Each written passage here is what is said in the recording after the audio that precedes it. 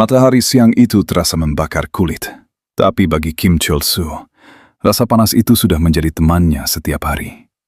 Di sebuah proyek pembangunan apartemen mewah, dia hanyalah mesin pengangkut semen yang tak punya nama. Tangannya yang kasar dan penuh luka goresan menjadi saksi bisu betapa kerasnya hidup yang harus dia jalani hanya untuk sesuap nasi. Di dekatnya, beberapa rekan kerja sesama kuli tampak berkumpul. Salah satu dari mereka asyik menatap layar ponselnya. Mereka sedang membicarakan Heaven's Door, game yang sedang populer. Bukan sekedar game, mereka membahas bagaimana game ini bisa menghasilkan uang sungguhan bagi siapa saja yang memainkannya. Sistem di Heaven's Door memungkinkan pemainnya untuk menukar aset digital menjadi mata uang asli. Di layar itu dijelaskan secara terperinci.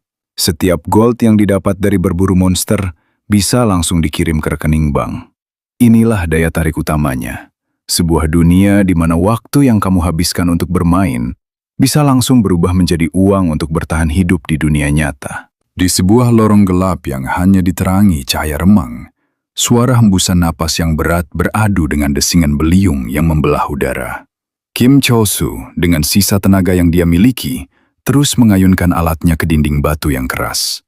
Setiap inci gerakannya mencerminkan keputusasaan seorang pria yang mencoba mencari peruntungan di dunia yang katanya adalah surga. Dengan teriakan yang tertahan, dia menaktifkan satu-satunya keahlian yang dia punya. Strike Rock. Hantaman beliung itu menghujam permukaan batu dengan kekuatan penuh, memicu ledakan cahaya kuning yang menerangi gua sesaat. Dia berharap setidaknya kali ini, dinding batu ini mau menyerah dan memberikannya sesuatu yang berharga. Namun, layar sistem di hadapannya kembali memunculkan kenyataan pahit. Mendapatkan 3 batu. Pesan itu muncul berulang kali, seolah sedang mengejek kerja kerasnya. Tidak ada emas, tidak ada kristal, hanya batu biasa yang tak bernilai. Di tengah kesunyian gua, amarah Chol-soo meledak. Dia mendongak dan berteriak sekuat tenaga. Sialan! Giginya menyatu rapat saat rasa pahit memenuhi dadanya. Setelah bersusah payah bekerja di proyek, sekarang aku harus kerja rodi lagi di sini. Batinnya berteriak. Utang-utang yang mencekiknya di dunia nyata ternyata tidak berhenti di pintu kapsul VR. Dia mulai mempertanyakan segalanya. Mana kisah heroik menjadi pahlawan yang diceritakan orang-orang? Mana janji tentang bertemu rekan cantik dan hidup mewah? Heaven's Door? Surga dari mana? Baginya, tempat ini tak lebih dari tempat pembuangan, di mana dia hanya membuang waktu menggali batu-batu tak berguna. Namun, di saat titik terendah itu, sebuah kilauan hijau yang murni muncul dari balik reruntuhan batu yang baru saja ia hancurkan. Chol-soo tertegun sejenak. Sebuah permata hijau zamrud kini berada di genggamannya, memancarkan aura yang menenangkan sekaligus mahal. Notifikasi sistem muncul dengan tulisan emas, Advanced Healing Stone. Mata Chol-soo membelalak. Jantungnya berdegup kencang saat dia menghitung nilainya. Satu batu ini, jika ditukar ke mata uang asli, bernilai 300.000 won. Sebuah angka yang jauh lebih besar dari gaji kulinya seharian. Akal sehat, Chol-soo hilang. Dia menjilat permata itu dengan liar, seolah-olah rasa batu itu adalah rasa kebebasan dari jeratan utang. Tiba-tiba, sebuah suara lembut menghentikan aksi konyolnya. Seorang gadis cantik dengan pakaian merah yang anggun muncul di hadapannya. Dia datang bersama rombongan petualang yang terlihat sangat kuat. Mereka butuh seorang penambang berpengalaman untuk menghancurkan batu besar yang menghalangi jalan. Gadis cantik itu menjelaskan maksud kedatangannya. Ternyata, tim mereka sedang mencari seorang penambang berpengalaman untuk membantu sebuah misi. Bukankah dwarf mahir menambang batu? Tanyanya dengan tatapan penuh harap. Chol-soo tertegun. Identitasnya sebagai dwarf di game ini ternyata membawa keberuntungan yang tak terduga. Melihat tim mereka yang tampak elit, otak Chol-soo mulai berhitung. Bergabung dengan mereka berarti dia bisa mendapatkan XP yang besar dan akses ke batu tambang tingkat tinggi. Ini adalah tawaran yang sangat menggiurkan bagi pemain kelas bawah sepertinya. Namun, ada satu hal yang mengganjal di hatinya. Chol-soo ragu, tapi apakah aku akan benar-benar aman? Pikirnya. Dia tahu betapa mengerikannya bagian dalam dungeon ini. Meskipun di dunia game dia bisa hidup kembali setelah mati, namun rasa sakit dan kengerian saat nyawa dicabut itu tetap terasa sangat nyata. Melihat keraguan Chol-soo, garis itu tidak menyerah. Dia memegang tangan Chol-soo dengan lembut, memberikan sentuhan yang membuat jantung sang penambang berdesir. Pria idaman saya adalah pria dengan lengan kekar yang ahli menambang, ucapnya sambil tersenyum manis. Cholsu yang selama ini haus akan perhatian, seketika kehilangan akal sehatnya. Seekor serigala raksasa muncul dari balik kegelapan dengan mata merah yang haus darah. Tubuh Cholsu gemetar hebat. Insting kulinya berteriak agar dia segera lari. "Apa-apaan ini?" jeritnya dalam hati saat maut kembali mengintai di depan mata. Krakum! Sebuah ledakan sihir yang dahsyat menghantam serigala itu tepat sebelum menyentuh kulit Cholsu. Sang gadis berambut perak berdiri dengan tenang di tengah kobaran api. Kekuatannya begitu mutlak, melumat habis ancaman itu dalam satu serangan. Cholsu ternyanga. Ia baru saja melihat keajaiban yang nyata di depan matanya. Gadis itu melangkah mendekat, menatap Cholsu yang masih gemetar hebat.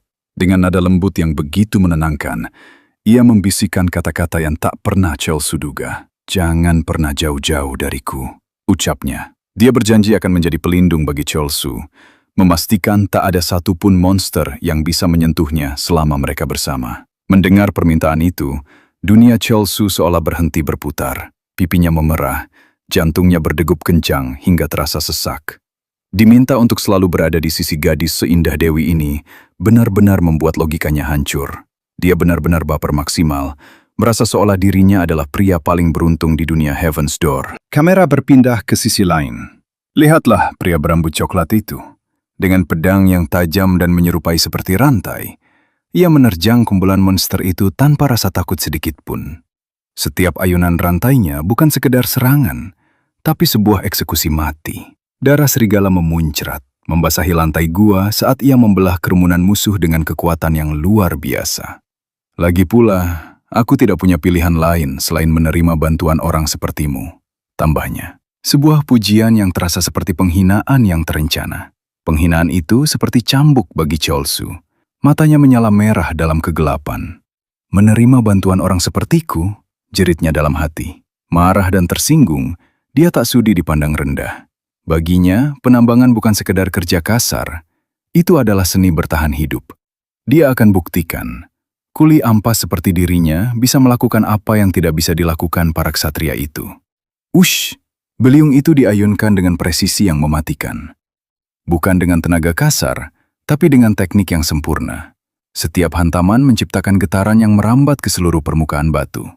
Cholsu bergerak bagaikan mesin yang tak mengenal lelah. Mengubah kemarahan atas penghinaan tadi menjadi energi murni yang menghancurkan segalanya. Hanya butuh beberapa hitungan detik. Retakan besar mulai menjalar bagaikan jaring laba-laba, merambat cepat ke seluruh permukaan batu raksasa itu. Suara gemertak batu yang hendak hancur mulai memenuhi ruangan dungeon. Batu raksasa itu akhirnya hancur berkeping-keping. Di balik reruntuhannya, sebuah gerbang menuju hidden dungeon yang legendaris terbuka lebar. Cholsu terengah, merasa bangga karena berhasil membuktikan kemampuannya. Tanpa sempat merayakan kemenangan, sebuah hawa dingin menusuk punggungnya. Crash! Pedang tajam menembus tubuh Cholsu dari belakang. Notifikasi sistem mendadak muncul di depan matanya. Mode PK telah diaktifkan. Damage sebesar 480 poin seketika menguras nyawanya. Dunia Cholsu mendadak gelap, rasa sakit yang nyata menghantam kesadarannya. Cholsu terkapar bersimbah darah di lantai dungeon yang dingin. Dengan sisa kesadarannya, ia menoleh ke arah gadis berambut perak yang tadi dipujanya bagai dewi. Tak ada lagi tatapan lembut atau senyum manis. Gadis itu kini berdiri dengan wajah dingin dan angkuh, menatap Cholsu tak lebih dari sekadar alat yang sudah habis masa pakainya. Lalu tak sampai di situ saja serangan telak dari si pengkhianat berambut coklat itu tak memberi Cholsu celah untuk bernapas. Tubuhnya terhempas, melayang di udara sebelum akhirnya menghantam tanah dengan sangat keras.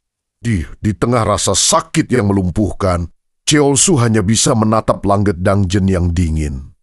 Menyadari bahwa nyawanya sedang berada di ujung tanduk. Dengan sisa tenaga yang ada, Cholsu berusaha bangkit. Hal pertama yang ia ingat adalah Advance Healing Stone, satu-satunya harapan untuk memulihkan lukanya. Namun, saat tangannya meraba, hatinya seketika hancur. Batu itu telah pecah berkeping akibat handphonenya berkurang akibat serangan tadi dan disembuhkan oleh batu itu. Tak ada lagi penyembuhan, tak ada lagi jalan keluar yang mudah. Kehancuran batu itu seolah menandakan berakhirnya keberuntungan Cholsu. Amarah kini menggantikan rasa sakit. Cheolsu menatap ke depan, ke arah gerbang Hidden Dungeon yang masih terbuka lebar. Di sana, tim elit yang mengkhianatinya masih melanjutkan perburuan seolah nyawa Cheolsu tak ada artinya. Sambil bertumpu pada dadanya, Cheolsu mulai merayap. Setiap inci pergerakannya adalah siksaan, namun dendam di hatinya jauh lebih panas dari rasa sakit di tubuhnya. Dengan tatapan mata yang menyala penuh kebencian, ia terus bergerak menuju gerbang terlarang itu. Tanpa mempedulikan rasa sakit yang menusuk tulang, Cheolsu mulai berlari. Setiap langkahnya adalah pertaruhan nyawa. Ia memacu jantungnya hingga batas maksimal, menerjang kegelapan dungeon dengan kecepatan yang gila. Ia hanya punya satu tujuan, masuk ke dalam gerbang itu sebelum tertutup selamanya. Tepat sebelum portal itu lenyap, Cheolsu melakukan lompatan terakhirnya. Tubuhnya melayang menembus batas dimensi, meninggalkan semua kehinaan yang ia terima di belakang.